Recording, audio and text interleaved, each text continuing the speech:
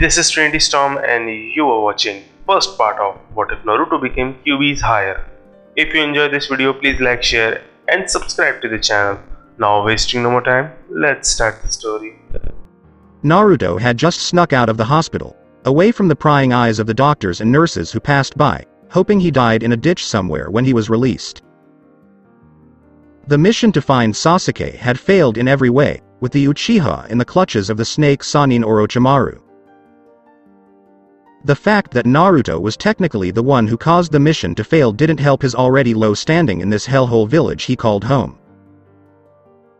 Sakura was not pleased either, blaming him for Sasuke's departure, telling him that if he had not attempted to rival the Uchiha in power, the spoiled child would still be in Konoha to give her a date. What she needed was a fat lip to match her massive brow. Naruto was sick of their constant hatred for him, their glares, and their unfulfilled desire to kill him for things he hadn't even done. Naruto needed to get out of Konoha before he suffocated from the arrogance of the village. He had to leave. Period. I doubt anyone will miss me. They'll celebrate and break the old man's law the first chance they get because the Teme Council will overrule it just like they've tried all the other times, thought Naruto after overhearing a few council members discuss overruling another execution for breaking the Sandaime Hokage's law. With that in mind, Naruto created a shadow clone to return home, hoping that nothing of value was destroyed this time, knowing that his plans required him to leave the leaf. While the Naruto clone went to his apartment, the real Naruto went to the old hag's office to say goodbye or, at the very least, to leave a letter in case she was in one of those meetings. Hokage Tower right now. What do you mean, you're going to order Naruto's execution? Tsunade was now enraged with the council in front of her, as they were nothing more than crusty old men and women from the Dark Ages who thought they were in charge because of their experience running things in Konoha. Hokage-sama, exactly as you said. The demon boy lost to Uchiha Sasuke because he held back, allowing the last Uchiha to flee, implying that Uzumaki is also a traitor and must be killed. The only reason he didn't flee was because Kakashi arrived on the scene just as the battle was ending. Danzo knew the law was clear on traitors, and the Kyuubi vessel was in the crosshairs of those laws. I see. What if Uchiha Sasuke is apprehended and brought back to Konoha? Will he be executed as well? Or do you prefer to show favoritism to a spoiled bloodline user who abandons their villages in search of power? Tsunade wondered how they could tip the scales in their favor. We believe that the curse seal on Sasuke caused him to go insane temporarily due to his jealousy of the Kyuubi vessel. If the Uchiha is apprehended, the boy will be evaluated by our top seal and psychological experts before proceeding. We are confident that if and when the boy returns to Konoha, he will change his mind and come around to our side. Kaharu smiled a fake smile at the Hokage, who despised the woman in front of her. You're referring to your side. You'd embrace a traitor, but not the village hero, who, from what I've heard, was treated worse than the scraps of food you throw at your pets. You're even lucky that I'm the Hokage right now because of Naruto, who was the one who convinced me to return here in the first place. Without him, you would have been helpless against an invasion from Iwa or Kumo if they ever decided to be daring. Tsunade knew those two powers were exactly Konoha friendly at the time. Tsunade, keep your tongue to yourself because you may be removed if we see fit. Have you forgotten what we know about war? Homura scowled at the woman, who smashed her fist on the table, nearly breaking it in half. Homura-san, perhaps you need to be reminded of who I am. If you have some memory loss, you might want to spar with me so we can resharpen your skills as well as your mind. Tsunade grinned at the cowering man, who knew he had no chance against the woman in front of him. Enough. The decision is final between us, which means that any type of intervention you wish to create here is overruled. Hokage-sama. The boy will be executed 3 days from now after he is picked up by our Anbu unit that we sent to retrieve him, Danzo said, knowing that the team he had sent had been ordered to retrieve and, if necessary, subdue him, the child of the demon. Unbeknownst to them, A clone of a certain person was overhearing this through the ventilation system above the meeting room before silently going, poof. Naruto had created the clone immediately after entering the office with Shizune, after telling the nice woman he wanted to speak to her privately, but also secretly. He figured that because Tsunade was meeting with the council, his name would come up and he'd need to know what was going on. The end result of the clone going, poof, was that all of the learned information was returned to the original Naruto, who was now in Tsunade's office, or more specifically her Hokage chair. He was writing his goodbye letter when all the information from the clone came flooding into his head, and he became enraged with the assholes in charge. So that's how it'll go down, huh? Let's see if they can catch me when they have no idea where I am or follow me once I cross the border, thought Naruto before writing some final choice words into his note for the council to hear if read aloud and leaving out the window to the rendezvous point where his other clone was. Are you certain you want to leave knowing who will be left behind? Your guts, kid, is not disliked by everyone. Some people may sympathize with you. As the vessel approached the forest area, the Kyuubi's shadowy face appeared in Naruto's sight. Even if they could, it makes no difference now. If they catch me, I'll be dead, and the truth will be told with a twist, making everyone hate me regardless of all the good I've done for them in the past.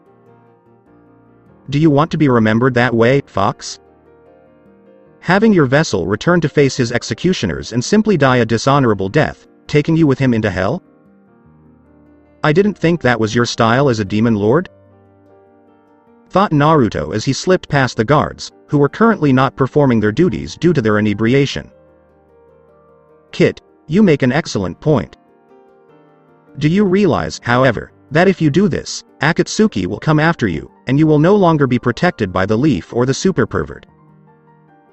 Kyuubi frowned at his vessel, as if to make the boy realize the consequences of his actions. Protection? Konoha, will you protect me? Ha. That's a good laugh, Fox. You and I both know that the only protection I ever had in Konoha came from the old man, and he's now gone. Ero Sennin, on the other hand, is only interested in his research and would trade me for a second in terms of training me for the chance to peep in a bathhouse. You look me in the eyes and say otherwise, thought Naruto, scowling at the fox before finally meeting up with his clone and placing his belongings in a sealing scroll he acquired from the shinobi library before leaving Mrs. Haruno a paint bomb. The shallow pink-haired woman had tried to kill him discreetly on several occasions, having been a former shinobi herself, only to be foiled each time by Naruto's fox-like sense of danger. To add insult to injury, he had flipped her off several times while at a safe distance after her repeated attempts to remind her that he wasn't dying, at least not by her hands. It was a good time when that happened. Another plus for your kit. I'm impressed, which is unusual for me because we demons aren't often impressed due to our high expectations of things lower on the food chain. However, you are a special case, and as such, I will assist you because you are my vessel, and I refuse to have such a weakling as a prisoner. Kyuubi said this after witnessing the boy fight using his power and his own, knowing that the only reason the damn Uchiha won was because Naruto showed mercy by not killing the power-hungry fool. And here I thought you liked me because of my charming good looks, thought Naruto, letting out a small laugh, while the Kyuubi itself surprisingly laughed at the joke, but the boy wasn't sure whether it was meant to insult or compliment Naruto. We must get to the border as soon as possible before they discover your unofficial departure from Konoha, which I believe will happen any moment now. Even though it is some distance from the Hokage Tower to the hospital, it only takes a few minutes, if not moments, for a shinobi of high level, said Kyuubi, and sure enough, special ninja alarm bells rang out from Konoha, indicating that a shinobi had fled the village. Have I ever told you how much I despise it when people around me are correct about something when I don't want them to be, Fox? Naruto sensed the growing chakra signatures behind him, which were all Anbu level and closing fast. On several occasions, Kit, but that is a topic for another discussion at a later time. You must now fight these hairless apes off before more arrive to return you to your execution. Kyuubi knew the shinobi team behind them would most likely try to kill his vessel in the forest before returning him for a more public execution where some brave shinobi or Hokage might get a decent enough backbone to defend his vessel on their behalf. There's no way in hell. Konoha a little earlier. Hyuga Hinata blushed as she held the flowers in her hands, wondering how Naruto would react if he wasn't asleep healing his bandaged body. She had fainted the last time she saw him at the hospital because he was almost entirely wrapped in bandages after his body had been practically destroyed in his fight with Sasuke, though she suspected Sasuke was not feeling well as well. It hurt Hinata to see the boy she had grown to admire looking so broken, and the sight made her mind shut down. Hinata could only hope that as she walked towards the hospital, Naruto would feel better and appreciate the flowers as a token of her low friendship. Hinata eventually found his room, wondering why the staff around her seemed hateful towards Naruto when she asked for his room. She had hoped that everything was fine when she approached the door, only to find the door was now slightly open. Hinata held back a gasp as she noticed several Anbu looking around the room, discovering, like her, that Uzumaki Naruto was not in his room. That kid is a jerk. What happened to him?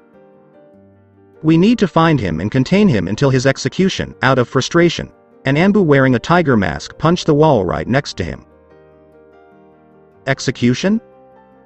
Is Naruto-kun about to be executed? Oh no.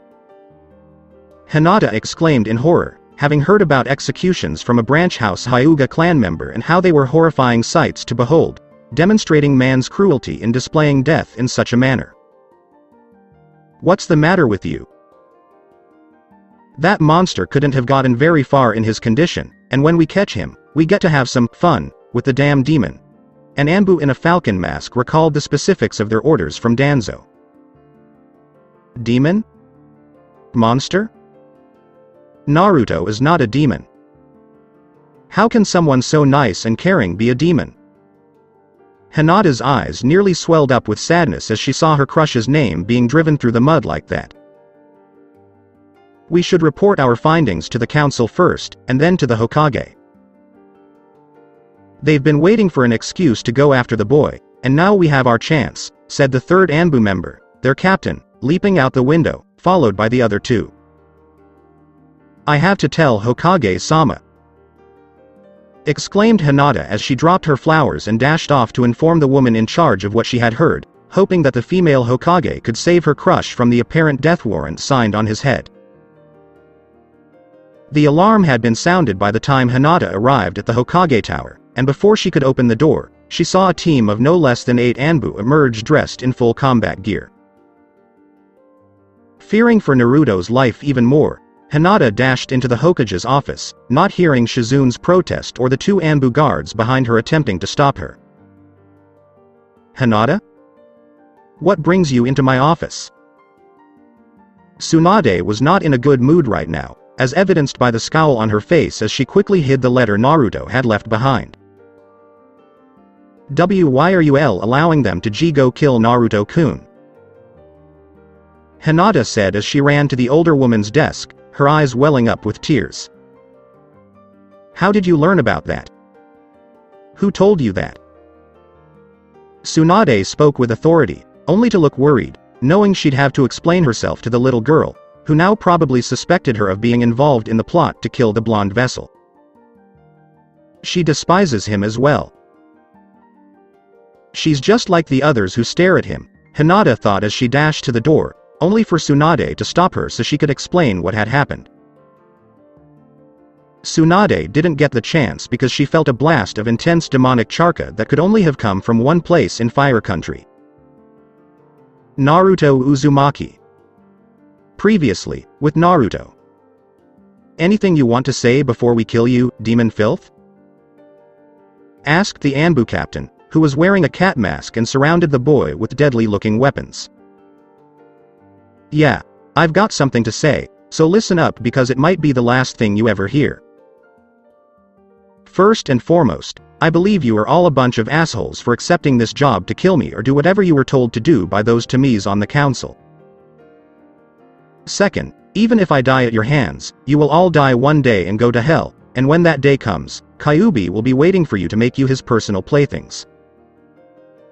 Third, if I survive this, I want you all to remember this. If I leave any of you alive, count to 10. When I am strong enough, I will return to the Leaf and finish what Kyuubi began by annihilating every arrogant villager and shinobi in Konoha. Naruto said he wasn't going to hold back any longer and let out all the chakra his body could generate, scaring the Anbu because his level nearly rivaled Hitaki Kakashi's. Is this Kyuubi's doing? Wondered the Anbu team as they saw the dome of thick blue chakra laced with Kyuubi's demonic red cover Naruto before blasting out at them, disrupting their chakra networks. Before any of them could react, Naruto was on them, punching and kicking them in the various taijutsu techniques he had picked up as well as learned given his limited training. With no one to train him, Naruto's taijutsu was nothing more than a very unconventional way of brawling, though the power behind each of the blows was still quite powerful. Fire style. Fire blast jutsu! Exclaimed an Anbu shinobi, who had managed to control his chakra coil system long enough to perform several hand signs before unleashing a power fire jutsu on Naruto. The fire attack hit dead on, engulfing Naruto in a hot, fiery blast, giving the other shinobi time to recover, though some of them doubted the boy would survive. They were completely wrong. The fire around Naruto quickly became covered in demonic red chakra, resembling a giant fox hovering almost protectively over the boy. It was almost too much for the Anbu to bear when they noticed Naruto transforming as well, his eyes now red with slits, his hands resembling claws, and his teeth sharper with fangs along the canine teeth. You measly mortals believe you can simply kill me through my vessel, don't you? Fools. I am a legendary demon with a power that makes even Kami tremble in fear. I have no intention of dying anytime soon, and when I do, I will have a worthy heir to my throne long before that day arrives. It's almost a shame that none of you will be present when that day arrives. Kyuubi's fire-like form spoke before unleashing all 9 of its fire-like tails, causing a massive explosion of fire outside its form. Unfortunately for Naruto, the strain of maintaining the Kyuubi's temporary form while still in recovery caused his form to collapse, and all he saw was darkness. Oh, no. I can only hold this form for so long before it breaks, and no doubt more of those damn Konoha shinobi are on their way. Fortunately, all I need is a split second and enough chakra to get us out of here. Kyuubi used his fire-like teeth to pick up the boy, who still had some residual demonic chakra on him to keep him from being burned, before heading towards the border, knowing that a select few would pursue them once they crossed. The Hokage Tower. Tsunade-sama. Do you think it's the Q? Shizune rushed to the window after seeing a large explosion in the distance, forcing her to end her current sentence before Tsunade could. Shizune. Go get Jiraiya and tell him to go get Naruto right away. Tell him what he needs to do. Tsunade knew that if it came down to it, Jiraiya would have to be the one to kill Naruto, and that if that happened, it would haunt the super pervert and herself until the day they died. She didn't notice Hinata had escaped her grasp and fled her office. Naruto. I am so sorry, Tsunade said, tears streaming down her cheeks, her hands clenched into fists, knowing that no matter what she did, she couldn't seem to save those she cared about. It appeared that the heavens were also crying, as it began to rain again outside. Flashback. Those bastards. Tsunade exclaimed as she entered her office, so enraged that she wanted to smash the first person she saw, no matter who they were. Going over to her desk, she noticed a note written in Naruto handwriting and picked it up, her heart sinking because no one should have been in her office. Dear Counsel to Mies an old hag. If you're reading this, it's obvious that I'm not here right now and that I'm out of the village, away from all of you Uchiha fans. All my life, I've had to put up with your nonsense and deliberate attempts to weaken me in the belief that I would destroy Konoha. To begin with, I never intended to attack Konoha or its people unless it was in self-defense and to protect my right to exist. In Konoha, I will no longer report to anyone. My life, will, and very being are all mine to do with as I please. I will not let some old fossils dictate my life because they are afraid of losing their position and fading gracefully into history.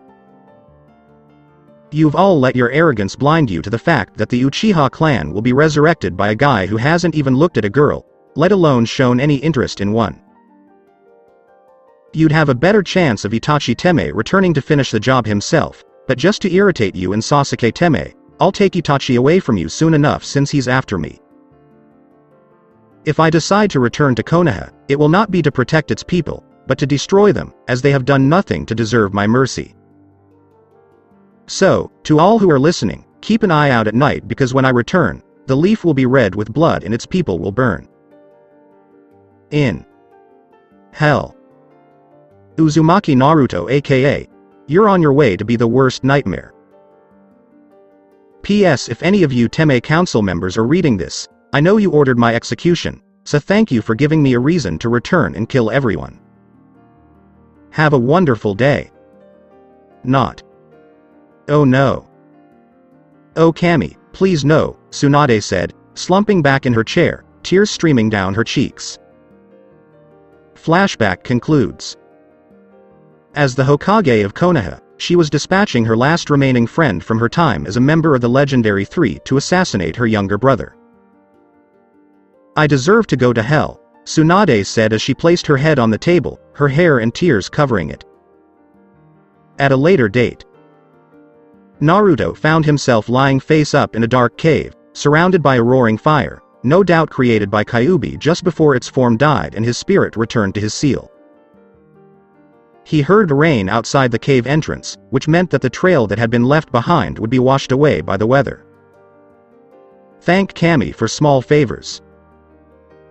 Even if he does owe me a couple hundred big fat ones, thought Naruto as he sat up and cracked his neck, his joints aching all over. Now that you're awake, we need to have a serious talk. You are no longer safe in this world, and in order to grow stronger, you must leave, Kyuubi said after focusing some of Naruto's chakra into the fire to form a fox head. Are you leaving this world? What on earth are you talking about? Naruto frowned as he looked at the fire and the fox head in front of him. Exactly as I said, Kit.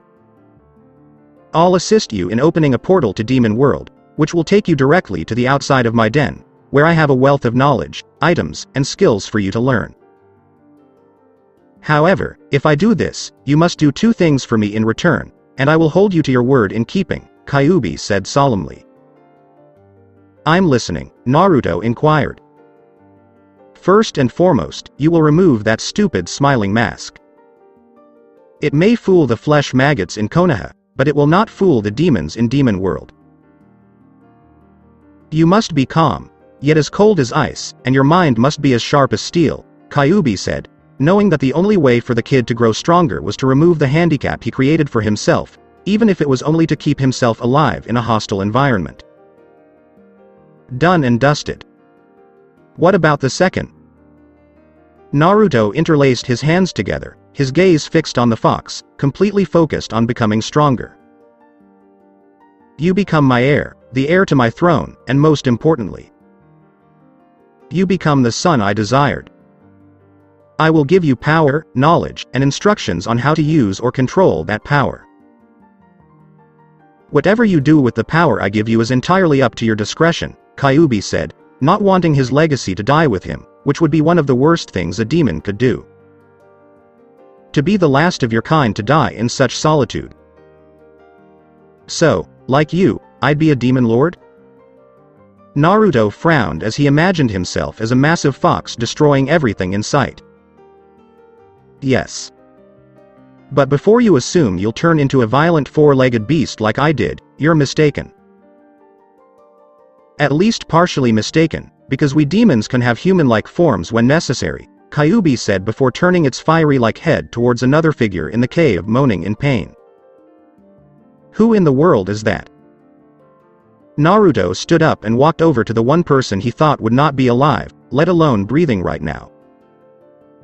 Oh, him? You must recall him. I discovered him while transporting you to safety, barely breathing due to a disease that had once afflicted his lungs.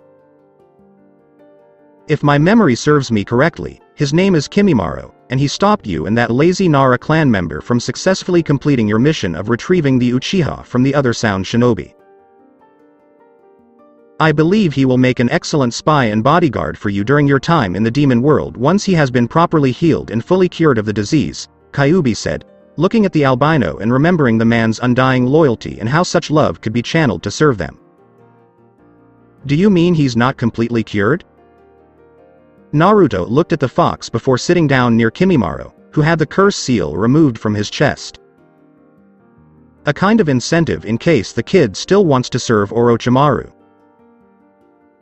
Previously, the disease could not be cured by normal human hands, but while you were unconscious, I used my demonic chakra to reduce the severity of the disease. It is now in a less severe but still fatal stage that can be cured if he receives timely treatment from a skilled doctor. I'm curious how he'll react when he learns that his disease has become incurable due to the curse seal that was once on his body. Kyuubi laughed at the irony of the situation. What exactly do you mean, Kyuubi? Naruto looked at the fox, not seeing Kimimaro's one eye, which was now fully open and hearing the entire conversation. Orochimaru knew this boy had the disease long before Kabuto or Kimimaro, even when they were told. Because of the corruption of the chakra in the seal itself, the curse seal that Orochimaru gave him had accelerated the disease's destruction rate ahead of schedule. This in turn not only prevented Kimimaro from allowing Orochimaru to use his body, but it also cut his time on Earth short due to the increase in the disease spreading throughout his lungs, said Kyuubi, seeing the albino was alive but not letting it show to either human. So, in a nutshell, if Orochimaru had not given Kimimaro the curse seal, he could have been treated and then used as the Sannin's newest body, Naruto said, his eyes widening at the snake man's stupidity and wondering why he did what he did. Exactly. For all of Orochimaru's so-called power, he fears those who oppose him, no matter how loyal they are, and you know as well as I do that the Sannin will go to any length to keep them under his control. Curse seal or not, Kimimaro has one of the strongest wills to live I've seen in a long time. Had the Sannin attempted to possess the albino without the seal, regardless of the disease, the jutsu would have failed, and Orochimaru would have perished, Kyuubi said, turning his head to see Kimimaro's open eye filled with watery tears as the truth pierced his very soul. My entire life in his service has been nothing but a lie, exclaimed Kimimaro, knowing how far he went to please his former master, including the assassination of the Kazekage, which led to the Sound Suna invasion, the rounding up of potential candidates for future body possessions, and the recent mission to retrieve the Uchiha. I've known you're awake for a while, albino, and I know you heard every detail I just said to my vessel. I have only spoken the truth about what I said about your former master Orochimaru and your disease, Kyuubi said, knowing that while telling the truth would hurt Kimimaro now, the rewards would be several times greater later. I see what you mean now. However, I've always known that about Orochimaru and that I was being used by him for his own purposes. Even though I knew this, I still followed the Sannin because I knew my life had a purpose in serving others, no matter the reason, said Kimimaro, earning Naruto's understanding nod. Kami must have been sleeping or taking a break when our lives were turned upside down, Naruto reasoned, wondering how Kami would explain this to him when they eventually met somewhere down the line. In addition, the angels in heaven noticed Kami gathering his team of lawyers more and more to discuss legal matters, as it was put. Did you say I could be completely cured? Kimimaro said as he looked at the fox head made of fire that nodded in his direction. Yes, but such a thing does not come cheap. You served the snake Sannin with zeal, and you will serve my vessel with the same devotion. Do you have an issue with that?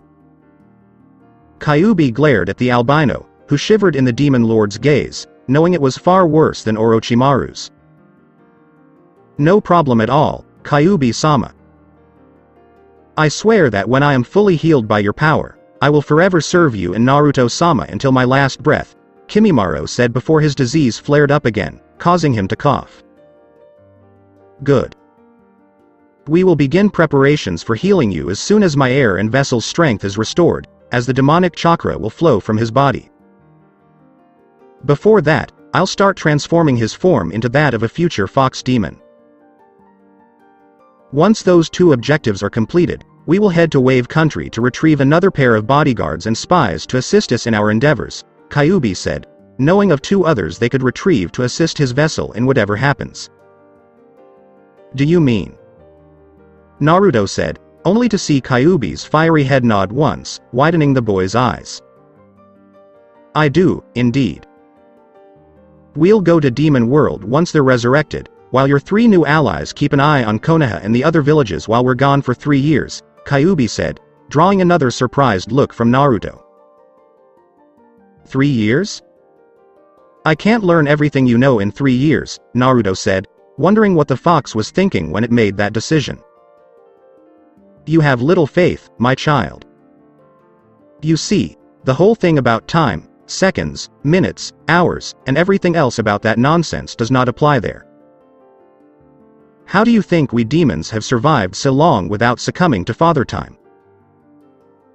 Asked Kyuubi, knowing that once he finished training Naruto, no force on Kami's sweet earth could or would be able to stop Naruto. Not even Uchiha Madara's second coming.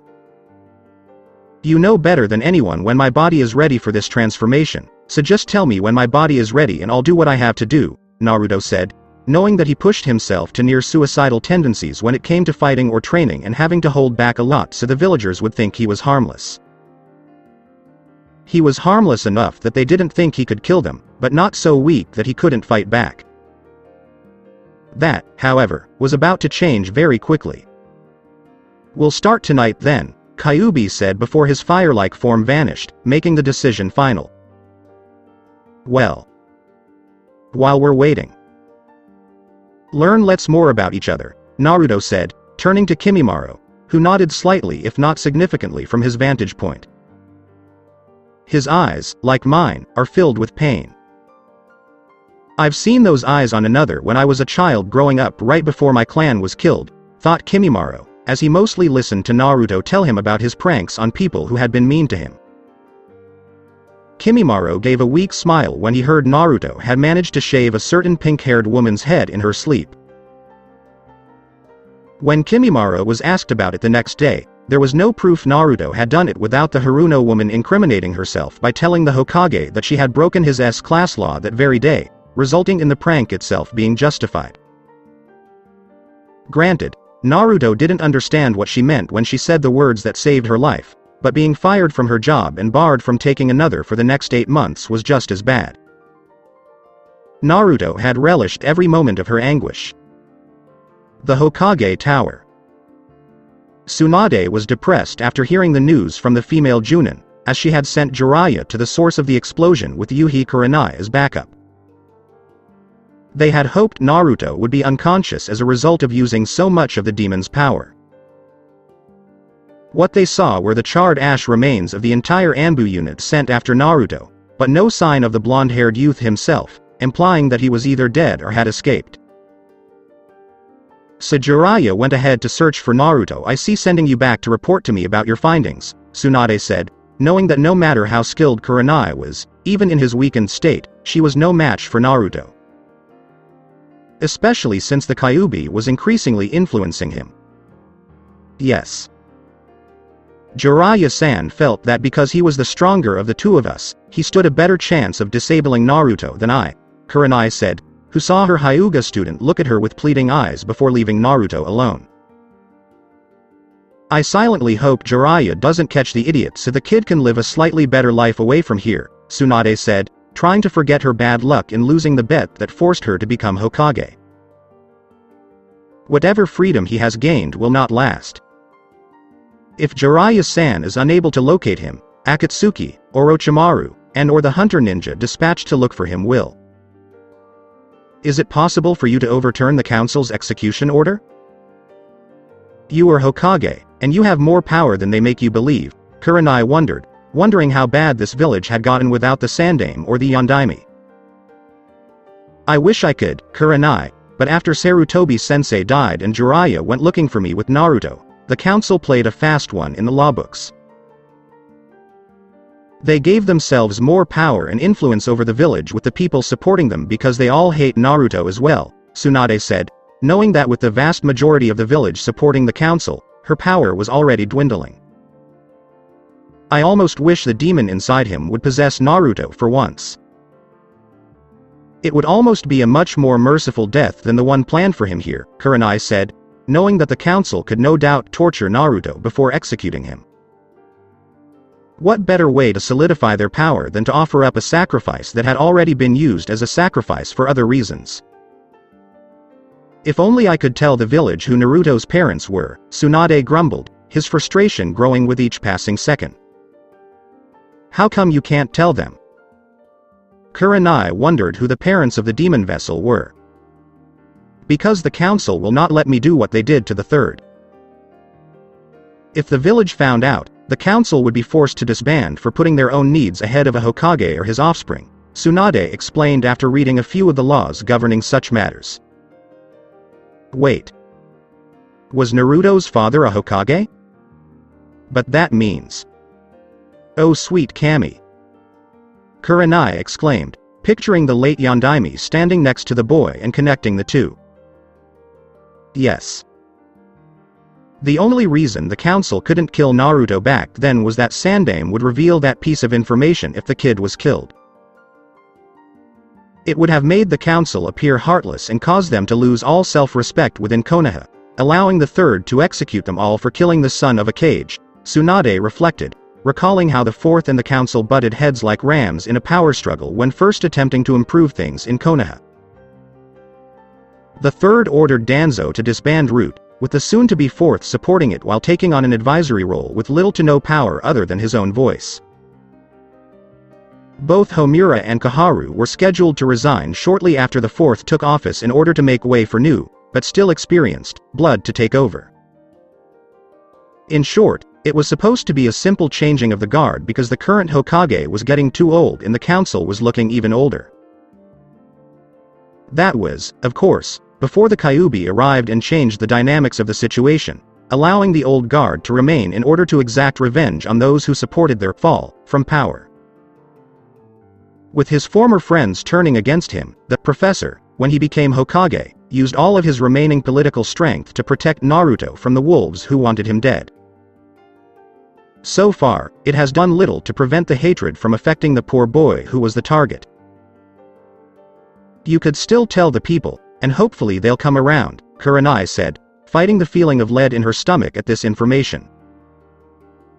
Even if I did, the council is too far into power to pry it from them now, and they'd no doubt spin it in their favor. They would accuse Naruto of betraying the fourth's legacy by abandoning the village, and they would tell everyone about the Kyuubi in him. It's the perfect reason for them to break the third's law without being punished later. I don't want to give them any more leverage than they already have, Tsunade sighed, hoping her younger brother would return soon. Along with Naruto Nightfall. The time has come. Are you prepared? Kyuubi reappeared from the fire, looking at a shirtless Naruto in a mediating position, the seal visible on his stomach. I certainly am, Naruto said, bringing his hands together and making the hand signs Kyuubi had shown him in his mind as demonic chakra swirled around the young boy, his necklace glowing slightly at this interaction. Good. Repeat the words I send into your head after me aloud, and finish it as you do the final hand sign. When this happens, your chakra will reroute back into the seal that holds me. This causes the seal to collapse, allowing my power to flow freely through your chakra coil system.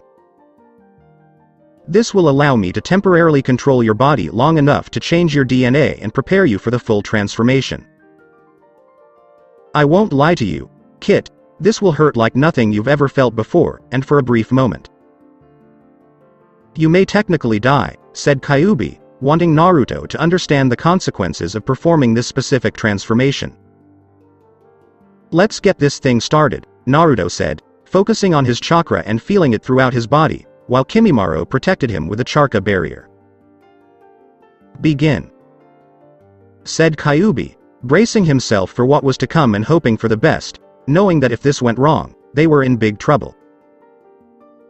Taking a long, deep breath, Naruto mentally prepared himself by reciting the words sent to him by the demon fox. "There is no such thing as peace.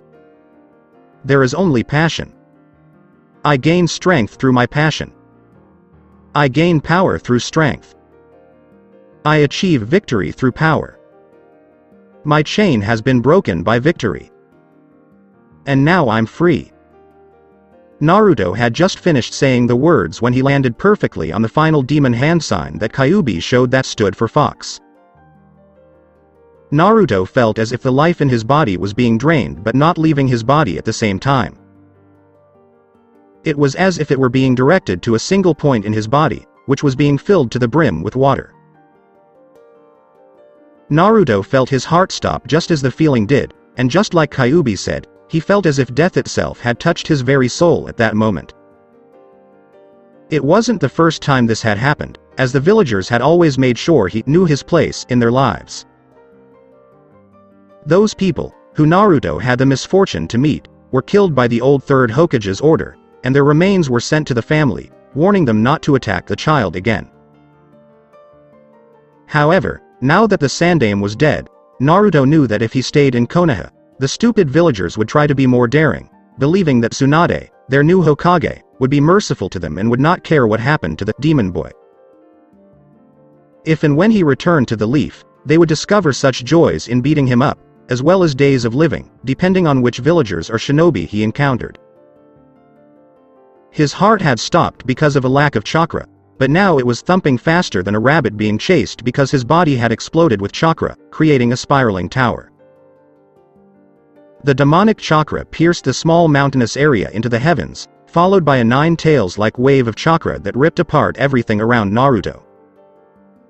Not too far away. What in the name of all that Kami created? Jiraiya reflected on a tree as he saw a large portion of the terrain had been completely destroyed. All around the destroyed area, the self-proclaimed super pervert could feel the intense and familiar taint of the strong demonic chakra. Knowing that the Kyuubi was to blame, Sannin approached his student, hoping that he was still alive but unconscious. At the very least, Jiraiya would be able to make the killing as painless as possible, even if he didn't want to do it in the first place. Damn you, Council. They wouldn't be here if it weren't for the Kyuubi inside Naruto, Jiraiya thought after Shizune gave him his order from Tsunade. Along with Naruto. Naruto stood panting from the exhausting transformation, his clothes ripped, as he was now noticeably taller and had a more muscular build that was neither too bulky nor too thin. His hands were now claws, as if he was summoning demonic power, his teeth were more pronounced, and his eyes were no longer blue, but purple with fox-like slits. His once blonde hair had grown longer, spikier, and with red streaks running down from the roots to the tips. His human ears had vanished, replaced by red fox ears that were much sharper than his old ones. The only thing he lacked were any of the 9 tails that would identify him as a true demon fox, which Naruto found slightly disappointing given that he was supposed to be Kyuubi's heir. I know what you're thinking, Kit, about being tailless, but the tails only appear when you transform into your beastly form. Like me, when you transform, you will have all 9 tails at your beck and call to destroy whatever you see fit that you want destroyed, said Kyuubi, relieved that everything worked out and that Naruto survived along with himself, because dying at the hands of your newly adopted son right after it was official would suck. That's good to know. Where has Kimimaro gone? Naruto looked around, seeing the red dome-like chakra barrier protecting the albino. I am present. You don't have to worry about me, Naruto-sama, said Kimimaro, astounded by his new master's incredible power and glad he sided with the demon vessel now soon to be Demon Lord. I inquired because I am concerned about Kimimaro-san. I don't want you to get hurt because of me, Naruto said as he dismantled the barrier around the albino and kneeled down, placing a hand on Kimimaro's chest. "What are you doing?" Kimimaro asked as demonic chakra appeared in Naruto's hands and entered the albino's chest cavity.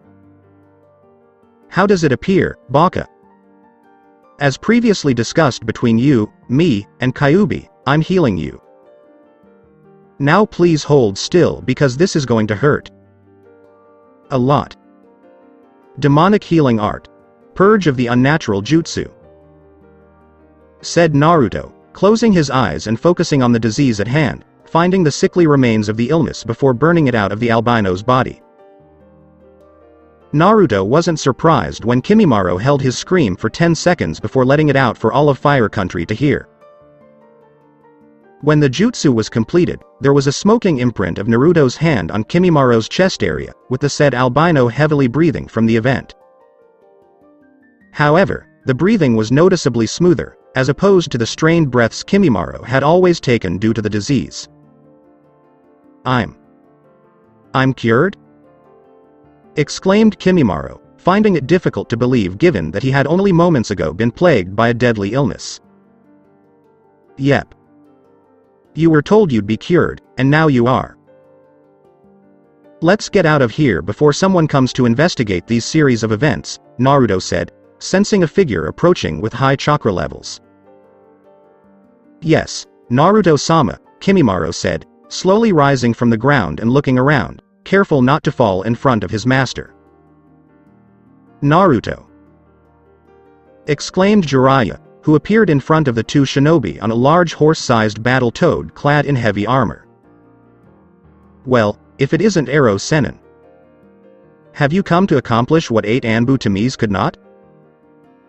"I know all about the council's order to kill me and how the old hag was simply too spineless to fight back with everything she had," Naruto said, seeing Jiraiya's surprised expression at him knowing the truth. "Naruto, her hands were tied. The council saw an opportunity to finally kill you because you failed the mission to retrieve Sasuke," Jiraiya said, only to feel Naruto's killer intent increase, his eyes glowing red. "Ero Sennin, they wanted to kill me for one failed mission? For some Uchiha who willingly left. Have you ever missed a mission? You of course did. Nobody is flawless.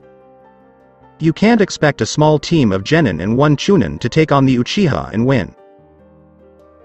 Especially when he's surrounded by Orochimaru's personal bodyguards." Naruto was enraged at everyone who was screwing him over and those who ostensibly cared but didn't have the guts to help out of fear of being labeled something they were ashamed of being called. "I suppose what they say is true. It is evil enough when good men do nothing. Is it the expression, evil triumphs? Perhaps it's both," Jiraiya thought, knowing he'd failed the fourth and, like Tsunade, was still living in the past with his peeping rather than taking Naruto's training seriously. "You inform the council and the haughty villagers I died because I am no longer known as Uzumaki Naruto. I am Kyuubi Naruto, the Demon King's son." Naruto turned around and walked away, Kimimaro close behind him. "Stop, Naruto. I don't want to murder you, but I must." Jiraiya's toad leapt over the two and landed in front of them, Jiraiya forming a Rasengan in his right hand. "Come against Naruto-sama, and I will not hesitate to kill you," Kimimaro said as he took a fighting stance despite his slightly weakened condition.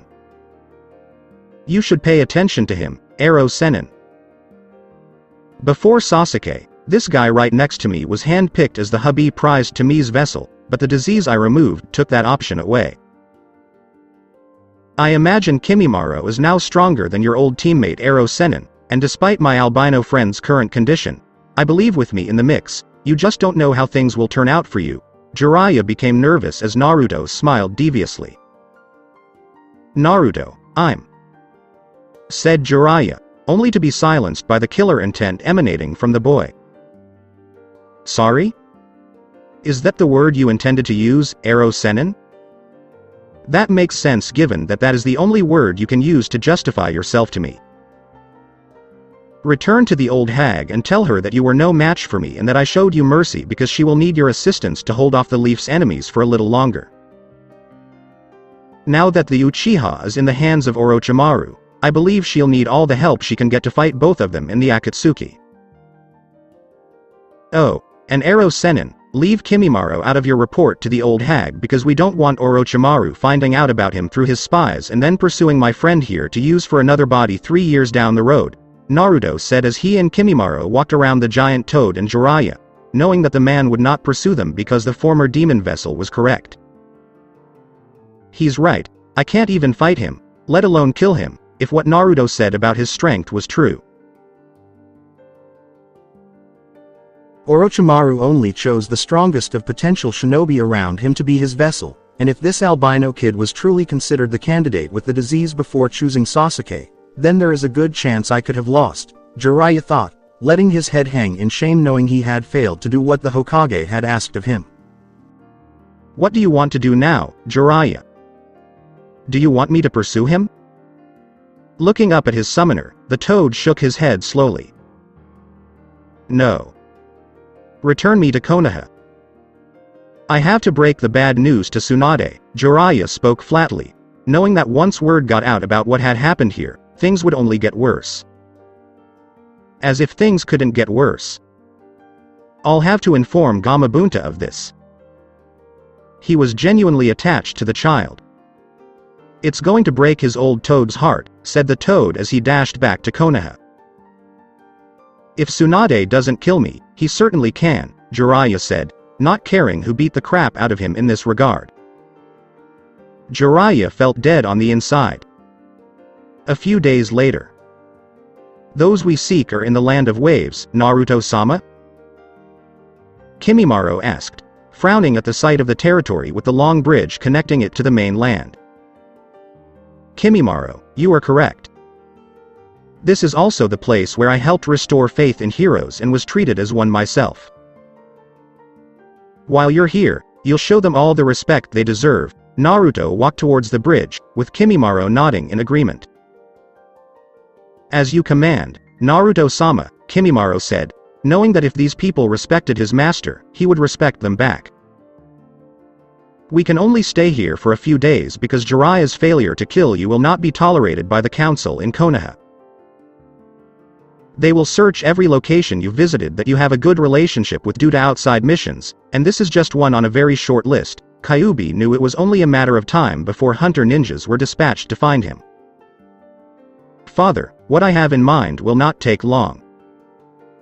Besides, I need new clothes because the ones I have are irritating me. Naruto knew it didn't matter if he spoke out loud to his father because Kimimaro knew who he was referring to. It didn't take long for them to cross the bridge and meet the thriving population of Wave, who greeted Naruto despite his changes. They weren't afraid of him, but they were taken aback by his new appearance after only seeing him a few months before. Naruto Ni-chan! Exclaimed Inari, who had run up to embrace his hero and surrogate brother after only a few months apart. Hello, Inari. Is everything all right in Wave Country? Naruto smiled at the smiling boy in front of him, seeing happiness in those eyes. Sure thing. Our daimyo even designated a holiday in your honor. It's called Heroes' Day, to honor people like you, Ni-chan. However, may I ask you a question? Finally noticing his brother's new appearance, Inari said. Is it because of my appearance?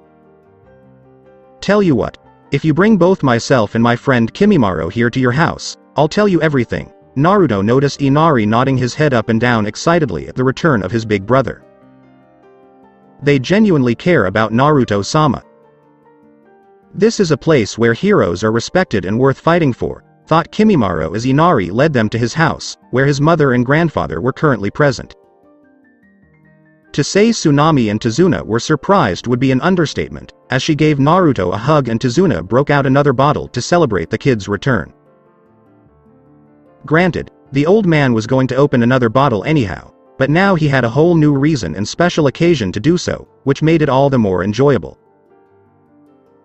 After Naruto explained everything that had happened to him, from his supposed execution in Konoha to becoming the son of Kyuubi and then introducing Kimimaro to them. The family was taken aback. Naruto's once poor family had realized when they first met him that he hadn't had the best childhood, and now they knew why. To believe that they would hate you because you have the demon sealed inside of you or because you are the fox in human form. That is pathetic. So I'll talk to the daimyo about it and see if we can't stick it to those jerks in Konoha. Tsunade was slightly inebriated but alert enough to speak his mind. Father. Keep your language to a minimum in front of Inari. Tsunade chastised her father for using inappropriate language in front of her child. Thank you, Tsunade. It is much appreciated. When you speak with your daimyo, I know a few places you can branch out from in terms of trade. Simply tell him that the hero from Wave gave them his personal recommendations for doing business with, and he'll be happy. Naruto said this before writing down the places they should try for trading and handing it over to the old man, who went over the list several times. What about Snow Country? Really? Wow. If you think they'll help us trade with them, I'm all for it, kid. Especially after hearing that the location had become the polar opposite of its name following a brief visit by a certain shinobi. I believe the princess there was able to rename it Spring Country or something along those lines. Tsunade noticed several shinobi villages on the list, which was good because they wouldn't be doing business with Konoha anymore. You're referring to Princess Yuki, right? Yes, I recognize her. I helped her believe in the existence of heroes and helped her country get back on its feet. Tsunade-san, believe me when I say she will be delighted to do business with you for a long time. Of course, you must remain sober during the negotiations for the trade agreement between Wave and Spring. Naruto knew that trade between the two countries would be beneficial to both. Sweet. Exclaimed Inari, knowing that Wave would flourish even more as a result of his Ni-chan. I apologize for interrupting your conversation, Naruto-sama, but we are on a tight schedule and need to change our clothes before we set out on our mission, Kimimaro said, hoping he was doing the right thing by bringing up their business in front of this innocent family. No, you are correct. We do have things to do, Kimimaro, and we need to do them quickly. Tsunade-chan, do you know where I and Kimimaro can go for clothing? Naruto looked at the woman in front of him, who nodded and gave him directions to a place that had only recently opened. With the information in hand, the two shinobi head out to the store, with Inari accompanying them to ensure their arrival and to see their new appearance firsthand. Because his Ni-chan had ripped pants and a barely fitting shirt, and his albino friend was shirtless and wearing dark baggy pants, it was clear that they needed a look that showed they were completely badass. Inari, for one, would not have it any other way. The Konoha Hokage Tower. Damn that hellspawn demon. We lost an Anbu team to him, and the Toad Sannin appeared powerless to stop him and showed mercy to demonstrate how weak we've become. Danzo slammed his good hand on the desk in front of his council colleagues, who all nodded in agreement. This information about him becoming the Kyuubi's son is extremely frightening. If nothing is done, Konoha will fall before it has had a chance to recover from the damage caused by the sound invasion, said a civilian council member who was well known to be in Danzo's pocket in terms of Warhawk support. Many, if not all, of the clan heirs are outraged by what happened to the demon boy, with only the Haruno child remaining loyal to the last Uchiha. The demon appears to have had a strong influence on them, and those who are not in the hospital are becoming hostile to the villagers. Even more so are some of the new shinobi, who, like the demon, know more about his childhood. The old woman in charge of the orphanage, who planned to starve the ship, was discovered hanged in the village square, her guts and eyes ripped out, with no witnesses to how she got there. We suspect it was one of the more skilled Junin ninja loyal to the late 4th and 3rd Hokage, but we can't prove it. Koharu sighed at this, as the village was not as stable as they had all hoped. Anko and Hana sneezed loudly in a dango restaurant somewhere in Konoha, while Ibiki held his in after sensing it coming. Having his name mentioned so many times by the late 3rd, 4th, and current 5th Hokage benefited Ibiki, who had developed a sixth sense for these things. We will deal with those demon lovers as time goes on while we wait for the demon to reappear in other countries before planning an attack strategy. In addition to our outer attack strategy, we will concentrate on an inner attack strategy to eliminate him.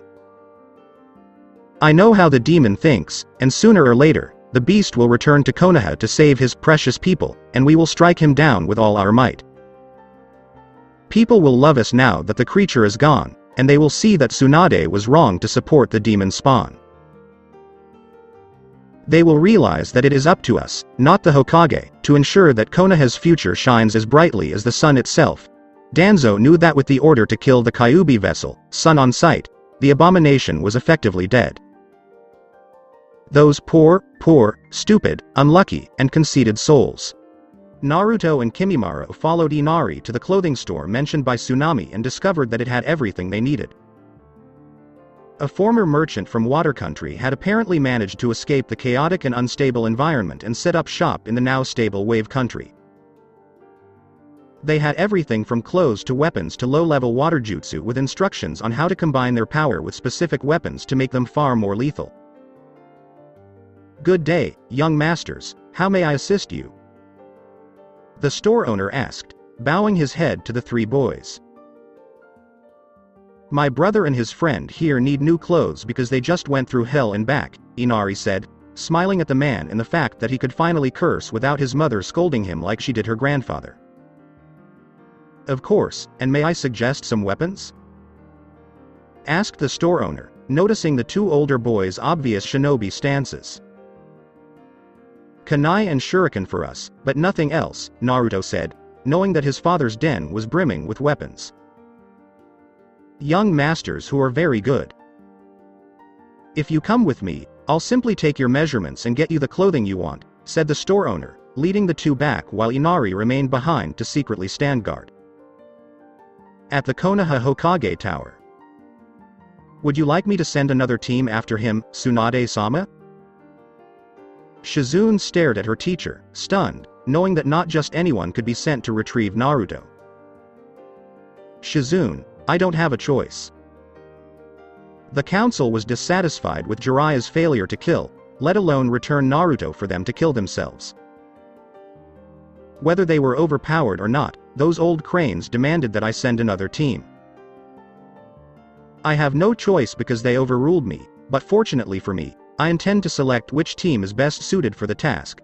Tsunade wished the council would simply leave the boy alone, she said. "Who are you going to send?" Shizune wondered, knowing that her teacher had to have a plan in place if the team was successful in returning Naruto. Shino, for example, despite being on a mission with his father, could help Naruto see a way to return home without using force. Hinata is another option. She has a crush on the boy, and I hoped that her kindness and presence would help him overcome his hatred. I was considering sending Sakura, but after learning of her hostility toward Naruto when he returned from the mission, I'm reconsidering. I'll also send Guy and Anko as their squad leaders, knowing that if things get out of hand, those two can hopefully stall Naruto long enough for the others to escape his wrath. Tsunade knew that a slaughter of several future clan heads was the last thing she needed right now. "I'll get them right away, Tsunade-sama," Shizune said as he walked out to get them. "I just hope this doesn't backfire on me," Tsunade said, wishing the council would stop bothering her about Naruto because they were the reason he was this way in the first place. Country waves several hours later. "How do you like your new clothes, young masters?" asked the store owner, noticing Kimimaro's black combat boots, black baggy Anbu pants, blood-red shirt with the kanji symbol for Sin of Mankind on the back, and a mask covering the lower half of his mouth with fanged teeth. "They're pretty good." "Thank you, Chimera-san," said Naruto, who was now dressed in an old-style shinobi black bodysuit with the kanji symbol for Death's Master embroidered on it in blood red on the back. "The honor is entirely mine, Naruto-sama. As for the cost, I'm giving them to you for free to show my appreciation for a hero like yourself." It's only fitting that I show you how much you mean to me because you brought life and hope to this once dead place.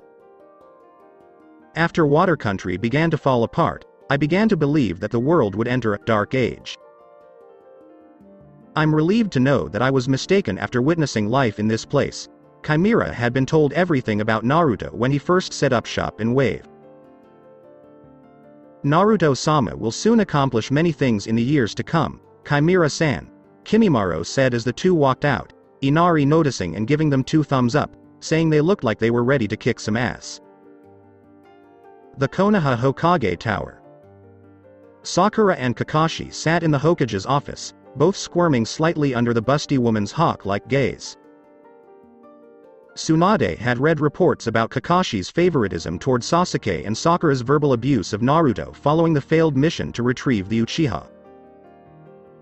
It was also clear that the two knew why they were in her office because they both appeared guilty.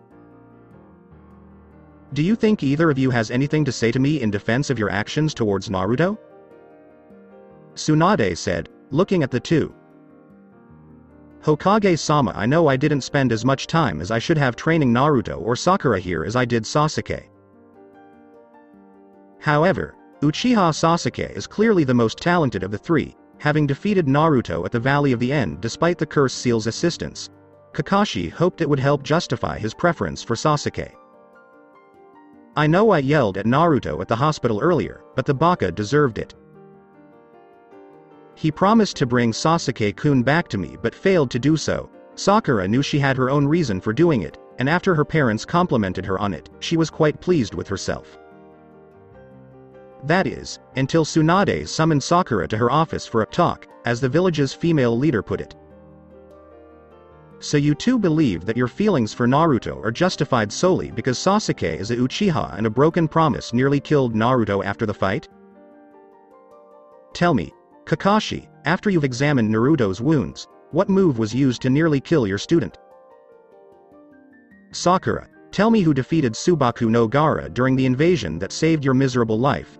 Tsunade's voice had darkened and her eyes had narrowed even more. My original jutsu, the Chidori I taught Sasuke to fight Gaara for his Chunin exams match, Kakashi explained, knowing that the boy would need it to fight difficult opponents. Sasuke-kun came to my aid. I know he said Naruto, but that's just Sasuke-kun being humble and caring. Sakura, in her fangirl mode, didn't notice the furious look in Tsunade's eyes. I despise both of you. You taught Sasuke your prized Chidori, believing it would defeat Gaara, but you taught Naruto nothing, knowing he was facing the Hyuga branch clan's Hyuga prodigy. What would have happened if Sasuke had lost to Gaara if Orochimaru hadn't intervened? Naruto would have lost if it hadn't been for my old teammate teaching Naruto at the time, rather than your stupid choice of a substitute. Tsunade scowled even more at the man in front of her, knowing that no matter what the man said, he shouldn't have taught the Chidori to Sasuke. That baka would have lost regardless. He was simply unlucky. Sakura was no longer concerned with how she should approach Naruto now that he was no longer in the village. Haruno, he did far better than you to make the finals, so don't think you're all high and mighty in comparison to him. In case you needed another reality check, Naruto, not Sasuke, defeated Gaara, and I have all of the Suna siblings' reports to prove it. Gaara's power over the sand that held you at his mercy would have crushed you like an insect if it hadn't been for Naruto's intervention to save you, Sakura, said an enraged Tsunade, who noticed Sakura scowling slightly as she looked away, unable to believe Naruto and not Sasuke had saved her. I'm guessing that's not the only reason you called us here? Kakashi knew that when the Hokage decided to punish you, it would be severe. What was your first thought? Kakashi, you are hereby demoted back to Chunin in order to learn what it means to be a team player. You are also forbidden from visiting the Memorial Stone until I see that you will not become lazy as a result of it. As for you, Sakura, I'm returning you to the academy to relearn everything from the female instructors of place there, who I'm hoping will beat the living hell out of the fangirl in you. It is up to them whether they do this literally or metaphorically to you during your training. If you don't like it, you should stop being a leaf shinobi entirely, Tsunade said, seeing their shocked expressions. Tsunade returned to the mountain of paperwork that now stood before her after their argument. She despised her job. In other news from Konoha, Jiraiya sighed as he watched from his vantage point how people were holding small celebrations for Naruto, oblivious to the fact that the boy had kept them safe for the past 12 years. Growing up in the village that saw him as a demon, the boy had been hated by many and loved by few. Given the alternative of being executed, I suppose being Kyuubi's son isn't as bad as it sounds. Hell, I'd probably do it if I was constantly treated like crap for most of my first years of life, Jiraiya thought, ashamed that he couldn't protect Naruto all those years that forced the boy to abandon his life as a human being and become Kyuubi's son. She wasn't exactly thrilled when he told the Hokage. Flashback. What do you mean Naruto declared himself to be the son of Kyuubi? Tsunade was enraged, just like the day she caught Jiraiya peeping on her and beat him to within an inch of his life. Tsunade, I'm afraid you're correct. Whatever happened to Naruto was caused by the Kyuubi himself. I'm not sure if the demon manipulated him into it or if the kid simply let it happen out of fear for what was going to happen to him here in Konoha due to his impending execution. However, based on what I saw in Naruto, Tsunade is no longer human and may have even transformed himself into a full-fledged demon fox. Jiraiya sighed, knowing that this would not go down well in the village when people found out about it. Oh, no. If the council learns of this, they will have even more public support for killing Naruto. What better way to exact vengeance on the Kyuubi than to assassinate his proclaimed son? Tsunade sighed, not pleased with the situation. Tsunade isn't the only one. When I looked into Naruto's eyes, I saw no happiness, but rather an almost infinite amount of rage swirling within them. He was furious at me, at us, and at everyone else in Konoha for making his life so miserable. He doesn't want anything to do with us, Tsunade, whether we're his friends or not, and I believe the best thing to do is to let him be himself.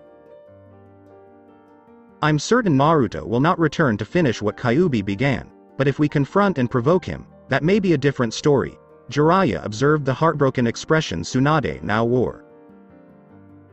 Jiraiya, how can you say that? I won't stop until he's returned to Konoha. Screw the council and their unanimous decision to carry out the execution order. I will do everything in my power and more to ensure Naruto's safety in this village when he is returned.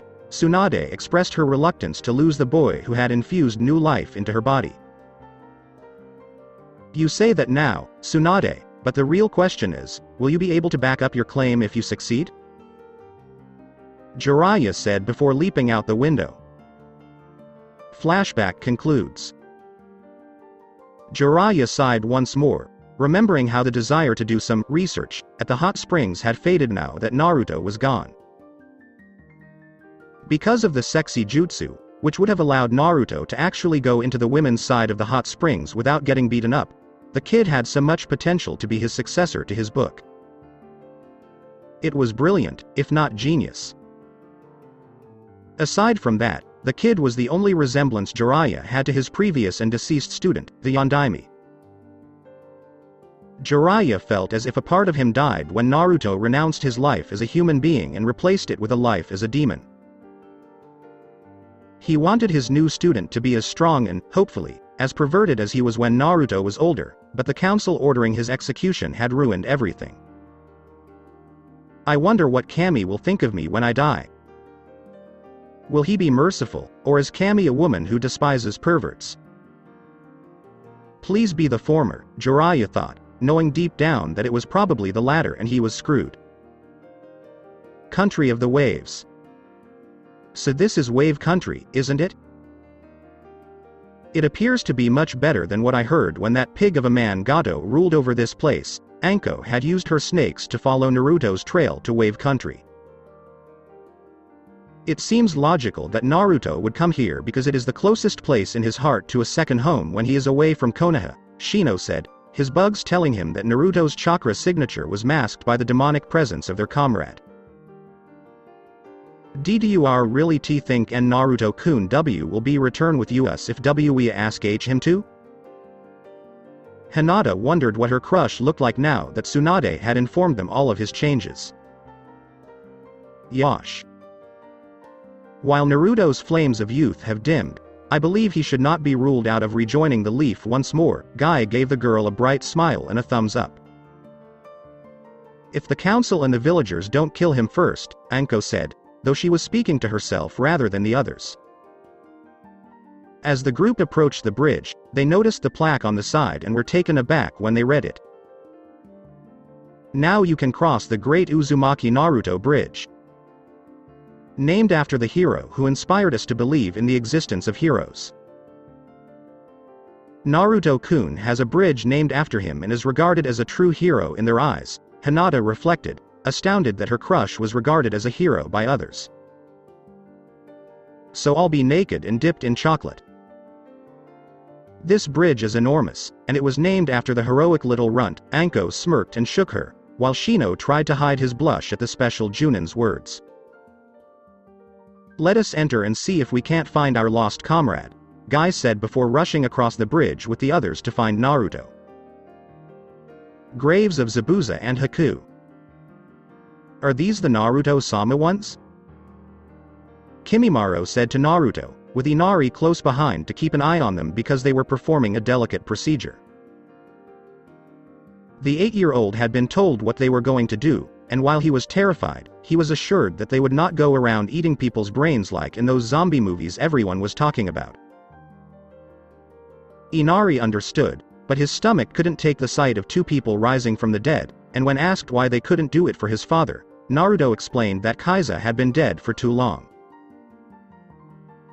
They still had a chance to bring back Zabuza and Haku from the dead because they had been reduced for less than 2 months, whereas Kaiza had been dead for much longer than the time required to bring the man back to life.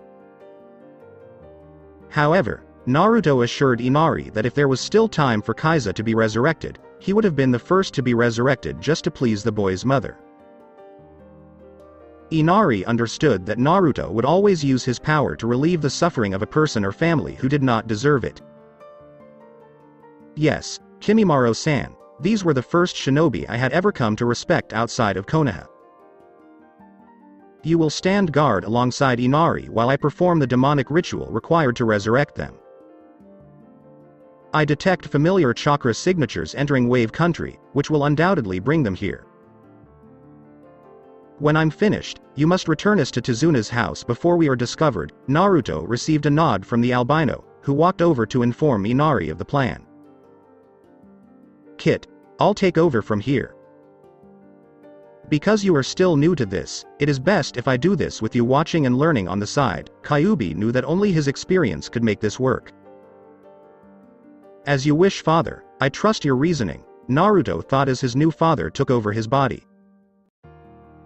I summon the 2 spirits of the underworld to hear me in the name of the Demon King, all that is darkness and damnation.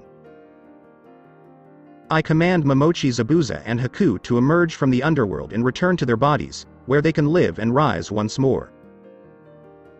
As Hell's ruler, I command you to rise again. Demon's secret art. Jutsu from the grave. Kyuubi slammed his hands into the ground after finishing the hand signs, sending a blast of demonic chakra towards the 2 graves. When the demonic chakra made contact with the graves, the earth beneath Naruto's feet rumbled and shook violently. Soon, 2 sets of hands shot out of the ground, their bodies attached, rising as they gasped for breath and screamed in pain as their souls were reattached to their bodies. Naruto, or rather Kyuubi, who was now inhabiting Naruto's body, raised his hands and shot demonic chakra at them, making it appear as if they were being electrocuted by red lightning. Such power, Kimimaro thought as he saw the massive amount of chakra being launched at the 2 former Earth corpses. Inari had the same thought. Also in Wave Country. Hinata was walking through Wave Country looking for her friend and crush when she noticed people looking at her with disdain in their eyes. It made her feel unwelcome in her mind, just like when she was back home and near some of the traditionalized Hyuga clan elders, who all thought she was weak. They were fine with Naruto and Team 7 after saving them from Gado, but not with us. No regard, Anko crossed her arms, dissatisfied with how these people were viewing her team. It's not like that, Anko-san. It's something completely different. My bugs inform me that they have discovered what was going to happen to Naruto and do not wish to welcome his potential executioners into their country. Shino sensed the rage from these people and his bugs warned him to be cautious. Good point, Anko said, scowling slightly due to Konoha's bigots and fools who had caused this by wanting the kid dead. The real question is, where could Naruto be? Guy rubbed his chin with his finger in thought. L check lets out T Tsunade H house. Sans T, he was the C client who hired Naruto T Team Kun's. Hinata blushed slightly at the prospect of being correct and seeing her crush again. It seems logical that Naruto would stay with someone he knows who will take him in without question, said Shino, who got a nod from the group and headed out, only to come to a halt when they felt a surge of immense power approaching from the east. What the hell? Anko exclaimed, sensing a demonic presence behind the sheer volume of power unleashed. Naruto-kun, Hinata worriedly thought as she used her Byakugan to see the demonic power being generated was so massive that even her father would tremble in fear of such strength now within her sights. Let's go! Exclaimed Guy as he led the others away. Are we a alive? Zabuza looked at Haku and himself before turning to face what appeared to be an exhausted Naruto standing in front of them. Zabuza, conserve your energy. Haku, you as well. I rescued you both from the depths of hell and beyond so that you could assist me in my future endeavors. Naruto panted heavily, sweating profusely from all the chakra Kyuubi used while possessing his body. Naruto-sama. Shinobi are approaching, I believe. I sent Inari home because I was afraid he would be used against you. Kimimaro knew that Inari, while a brave young boy, could be used as a bargaining chip to force his master to surrender, and the albino would have none of it. Thank you, Kimimaro. Bring these two, along with the sword, to Tsunade's house. They must not be seen, or else Konoha and Mist will be made aware of their existence. We can't let that happen. Naruto felt his power gradually return to him, and his breaths evened out at a slower pace. I can't leave without you, Naruto-sama, Kimimaro said, not wanting to abandon the young demon heir in such a dangerous situation. Kimimaro, you will do as I have asked. I need to cover the graves so they don't find out. Even in my weak state, I can hold them off, so don't worry. Naruto observed Kimimaro reluctantly bowing before picking up the two bodies and fleeing. Are you certain you can handle it?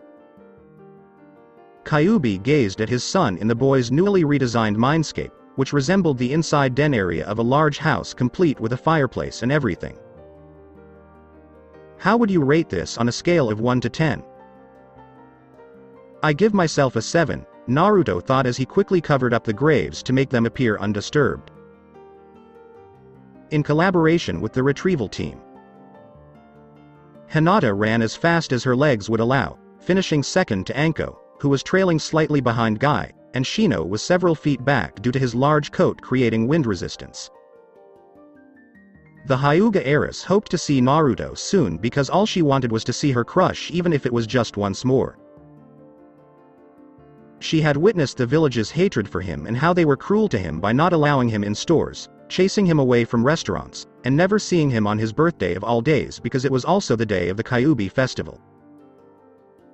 If I can just see Naruto-kun one more time before he leaves, that's all I need. I want to tell him how I feel so he knows that at least one person cared about him when no one else did, Hinata thought as she and the team neared their destination, Naruto standing there with his back to them, looking past the two graves. My bugs tell me he has changed, not changed, but changed into something entirely different than the rest of us.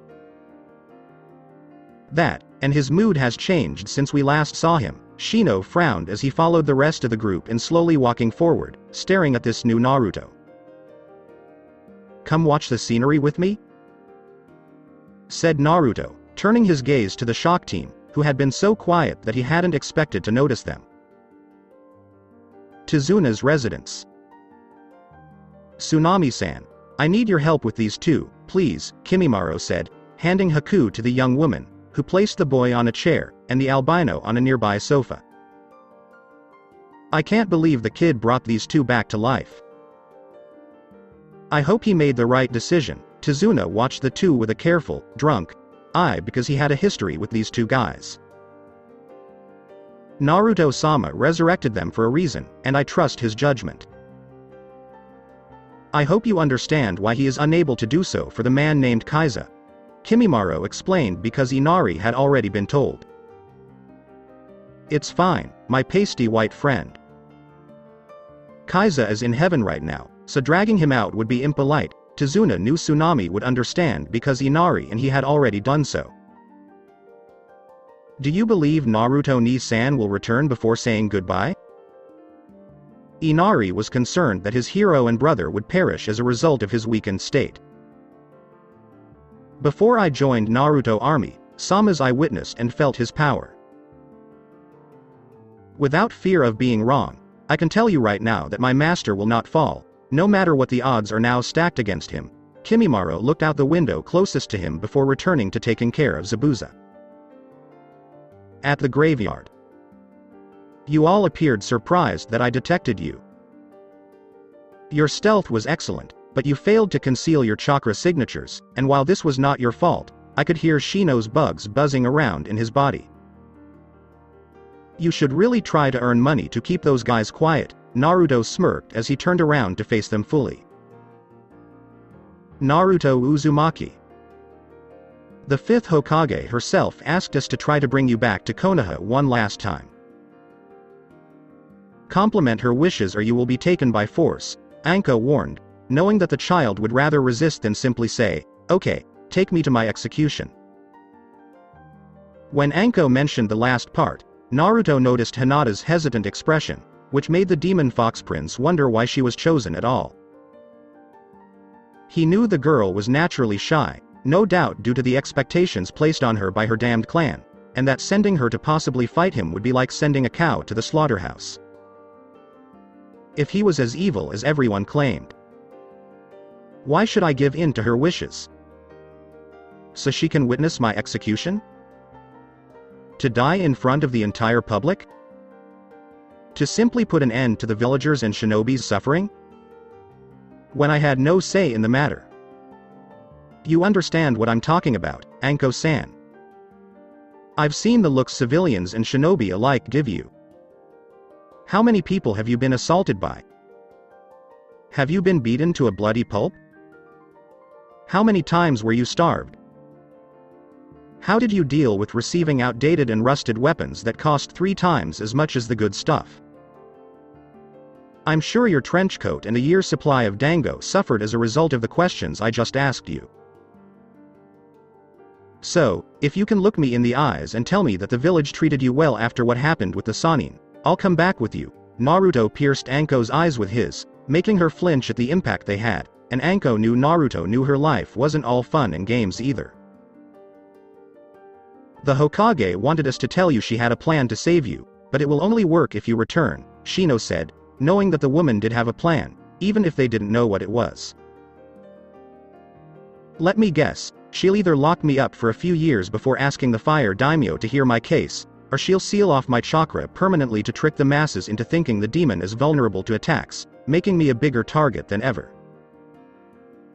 I'll pass on both because I know she won't be able to entertain the council with the idea.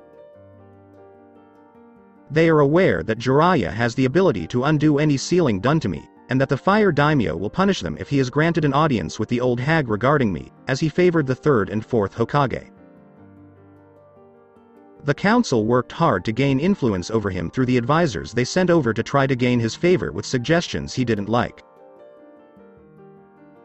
Fortunately, Unlike most of the assholes in Konoha, the man has a good heart and can see past prejudice and hatred, so I don't have to worry about the council using him to label me as a fire countrywide menace. While Anko was close by, Naruto smiled a fanged smile, making Guy and Shino shiver in fear.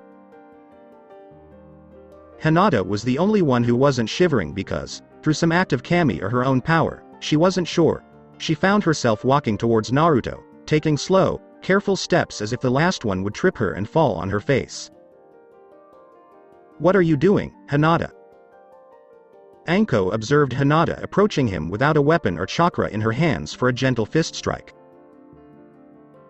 "That's what I'd like to know," thought Naruto, turning his gaze to Hinata, who had managed to get within near arm's length of him but had made no move in the form of attacking or anything else. Hinata didn't know why she was doing it. She just felt she needed to get closer to him, look him in the eyes, and tell him how she felt before she lost him forever. She wanted her hands to touch his whisker marks, to look into his once blue, now red silted eyes, to tell him unequivocally that she loved him, and to beg him to return to Konoha so they could be together. Hinata knew the Hyuga clan's power held much sway in the ways of the political arena, and as an added bonus, her father had no grievances with Naruto in any way. "See me now as I see you, Naruto-kun," Hinata thought as she slowly looked up at him, looked into his eyes, showing all the love she had for him that they could create, hoping he would know that no matter what, she cared, and would stay with him until the end. "You stupid girl. Kurenai is going to kill me," Anko thought, knowing that if she threw anything, she would hit Hinata and be in big trouble. "Please do not abandon us, Naruto-kun. The other rookies need you right now. Tsunade-sama sent us because she needs you, and I also need you. Naruto-kun, you mean everything to me. You are my inspiration, my strength, and my courage. If you leave now, it will be as if you have died, and I don't think my heart can handle it." Hinata moved closer to him, putting a hand on his whiskered cheek. Her words are not deceptive. She truly cares, thought Naruto, finding the touch of her hands soothing and the scent of lavenders that emanated from her consuming his sense of smell. "Please return, Naruto-kun. If you return, I know my father will protect you from the council because you have done so much for me and Neji. When I get stronger, I want you to be there to witness it and tell me how proud you are of my progress." Hinata observed the boy, who appeared to be lost in thought. "Hinata, your words are sincere, as are you. However, despite your good intentions, I cannot return not only because I am a shinobi who fled Konoha, but also because I will be killed when word spreads that I am now truly a demon. To be more specific, the son of Kyuubi." Naruto looked at Hinata's pained eyes and affectionately stroked her cheek before inhaling her scent and trying to remember every detail. "I don't care if you're now a demon. Naruto-kun, I just want to be with you because I love you. I require you because I adore you." With all of my heart, Hinata looked up at the boy, who seemed surprised by this declaration because he had never felt love in his life until now. "We can't stay here forever, Naruto. Kimimaro will eventually become concerned and seek us out, making himself known to Konoha and the rest of the world far too soon.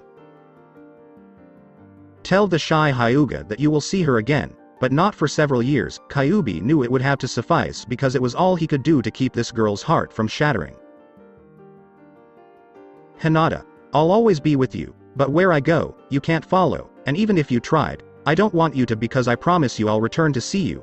Naruto kissed her forehead, turning Hinata's face redder than a cherry at picking time. "Why, you mean it?"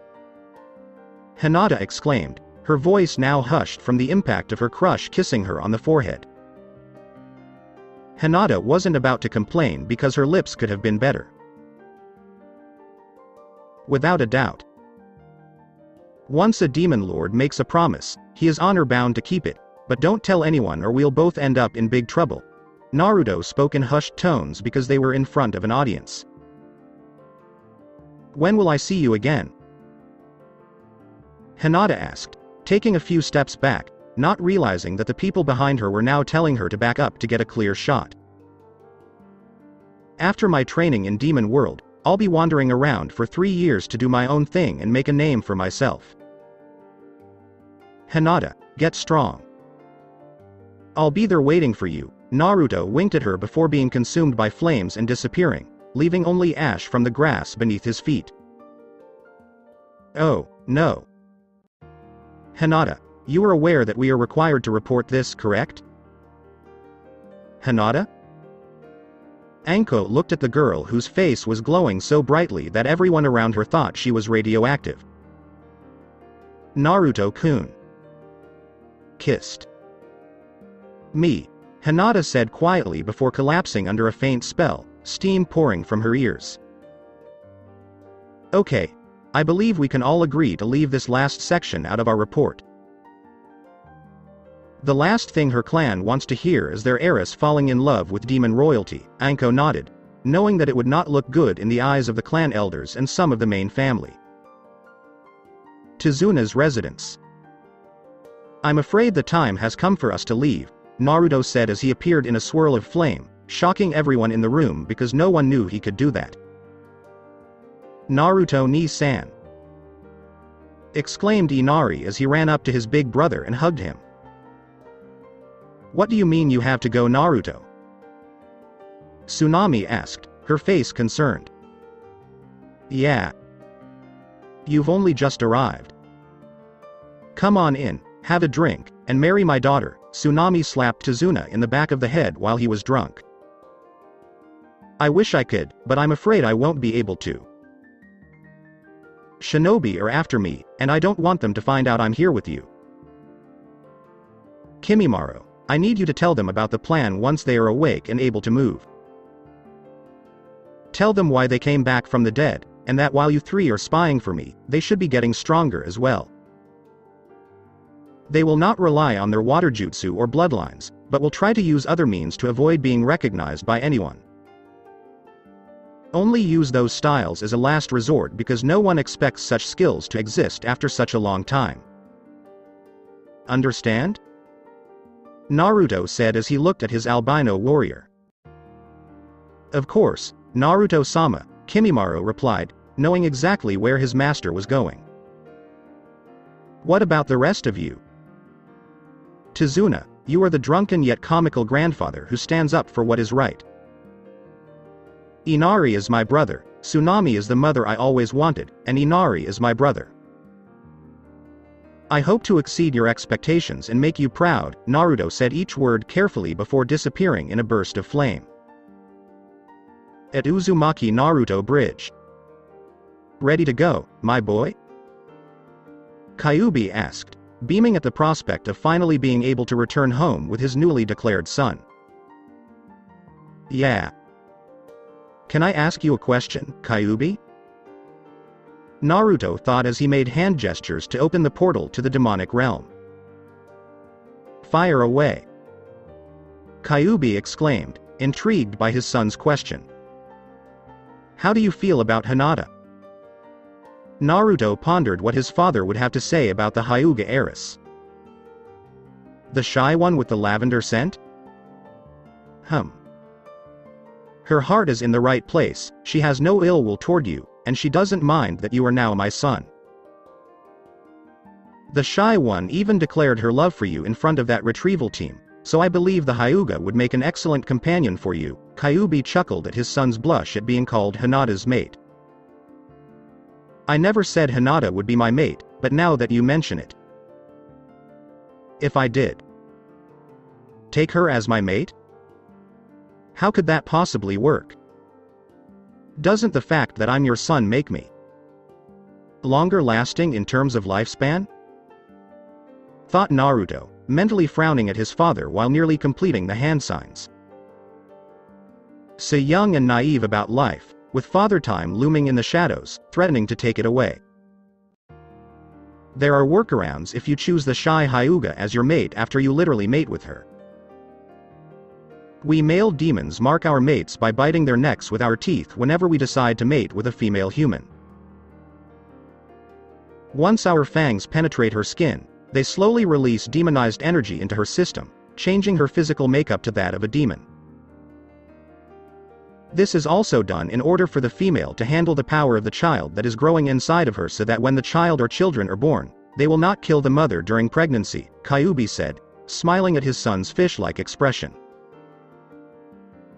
As educational as that bit of information was, I didn't expect you to go into exact detail in terms of mating, thought Naruto as he imagined Hinata as a fox demon and felt blood run out of his nose. That's my boy. Kyuubi chuckled, his son's eyes glazed over from seeing the image and knowing this girl was the one for him. It's time. Demonic art. Demon World Portal Jutsu.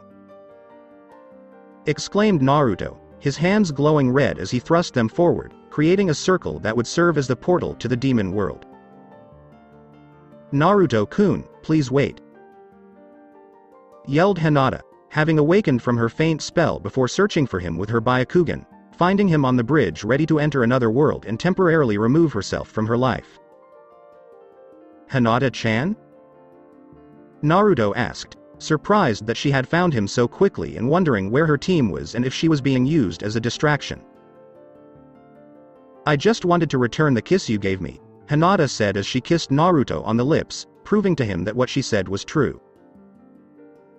I already like this girl. What a fox she'll turn into for my son.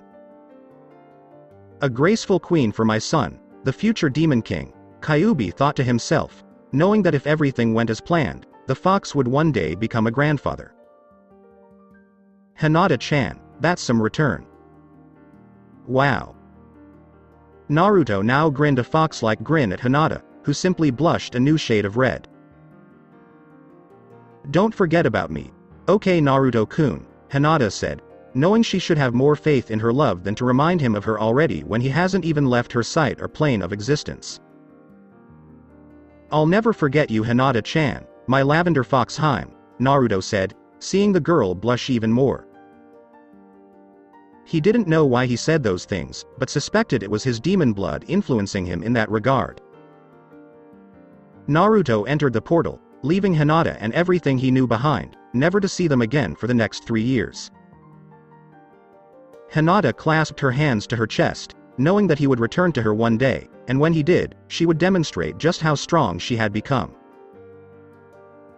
Hinata was so engrossed in her own world that she didn't notice her team was a few feet behind her and had caught a glimpse of the kiss she gave the demon prince. No dango tonight for me, Anko thought, wondering how she would explain this to the Hokage. Kyuubi's den, Demon World. Naruto looked around and noticed that the sky was reddish-purple with white clouds. The trees looked like trees, though some appeared a little unhealthy, and the cave behind him was massive. It was bigger in his mind than his father's cell, and seeing it too many times caused him to develop an eyesore.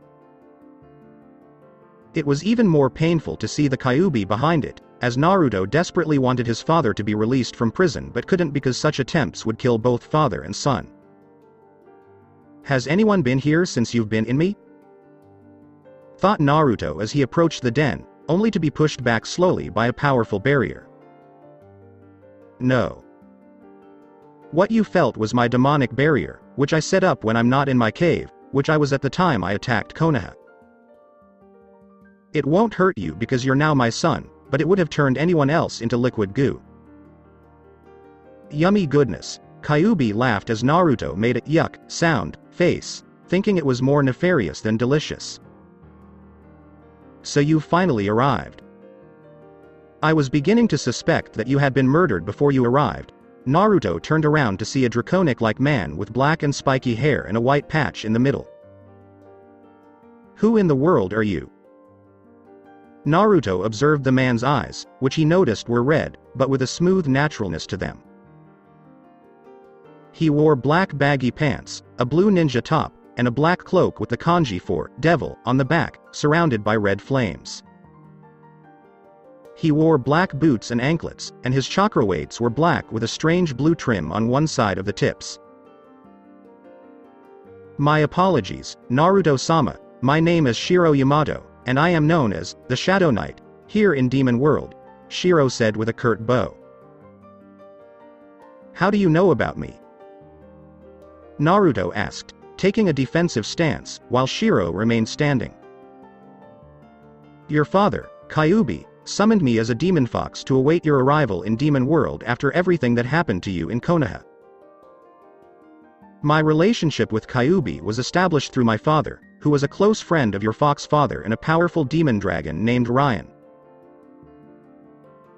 According to Kyuubi's message, he wishes that such friendship between two great demons be passed down to us, and that their children demonstrate that their blood lives in us. Shiro approached Naruto, who lowered his guard and saw the various draconian features he possessed, but also noticed that he was strangely still half-human.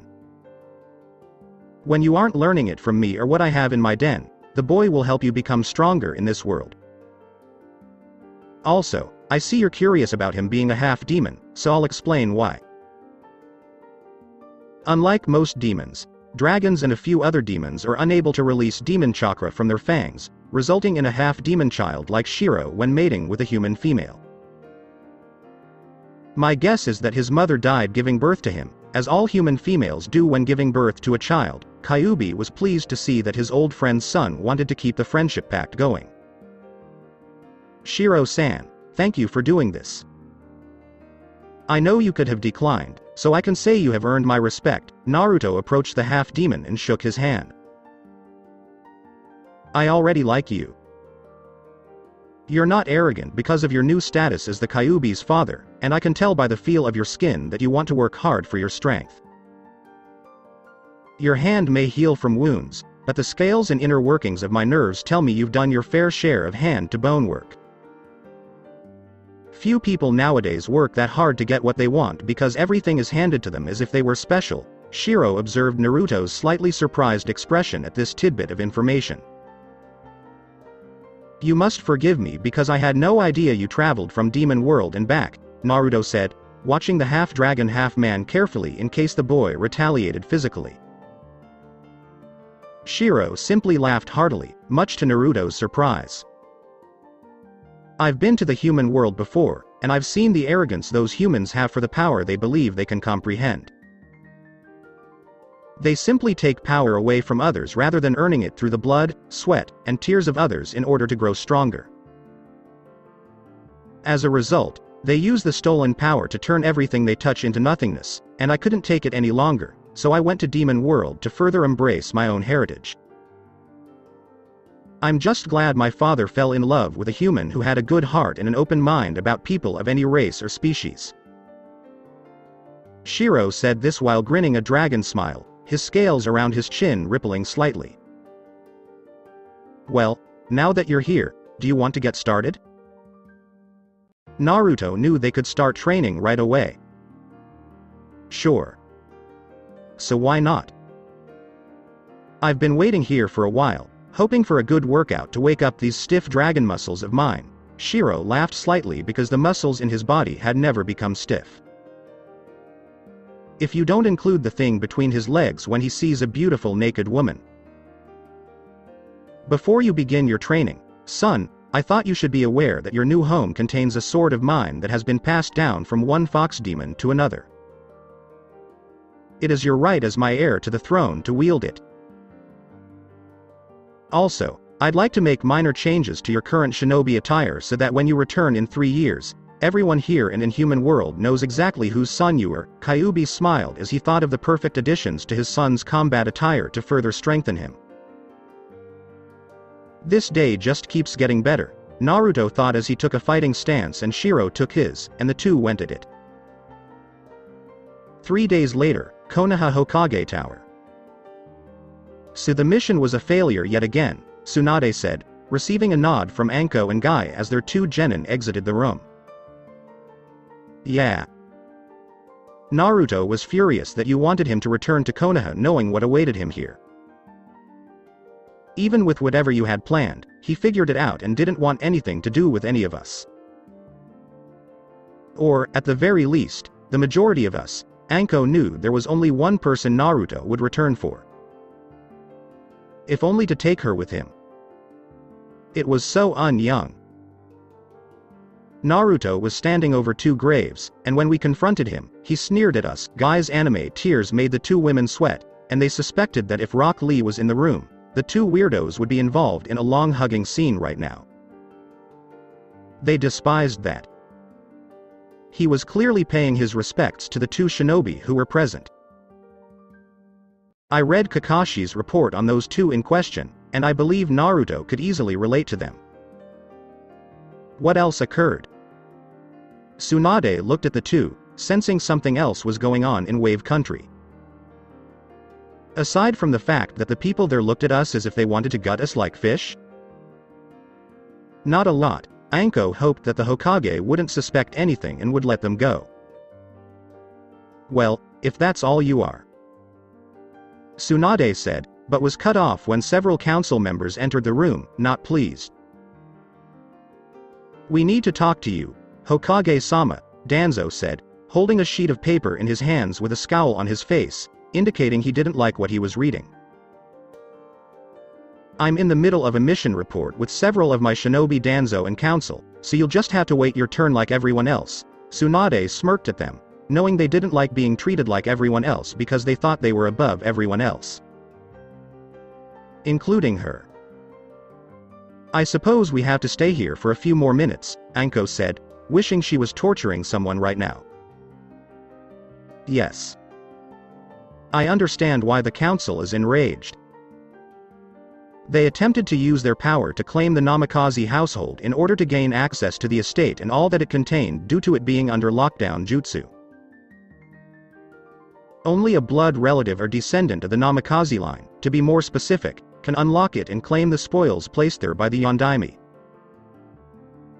So, in a surprising move, I put the house, the deed, and everything else associated with the Namikaze line under Naruto's name.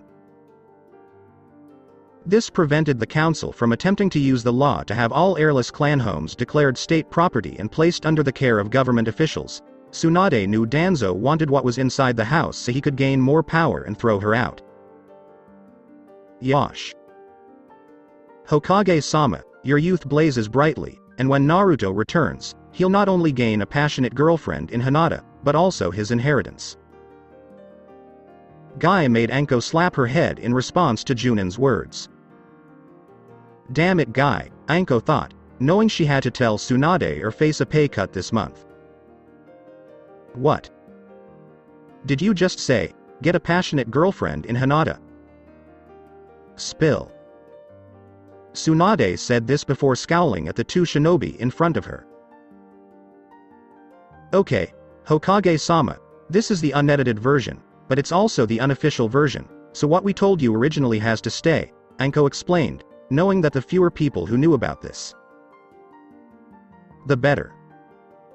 Wait, what happened? Tsunade's patience was wearing thin, and her body was aging faster than she had hoped. To summarize?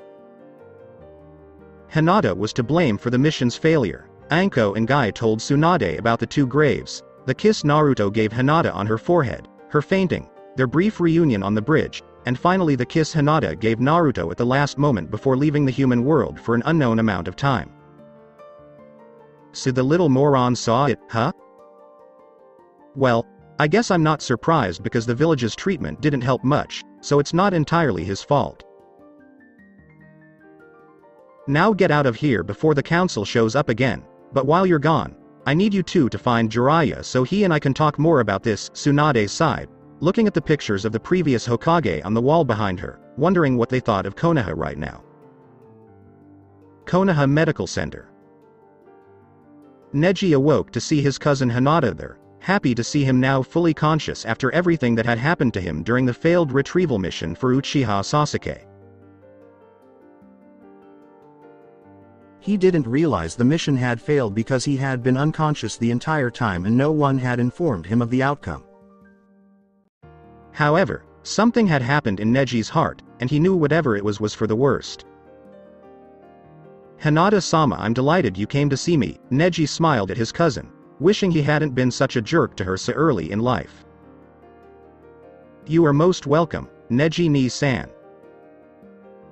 I hope you recover quickly because I need your assistance in my own gentle fist style.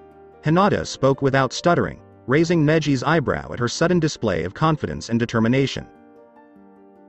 Hinata-sama, please forgive me for asking, but did you ever interact with Uzumaki Naruto? Neji hoped that if such a thing occurred, it would not be anything perverted.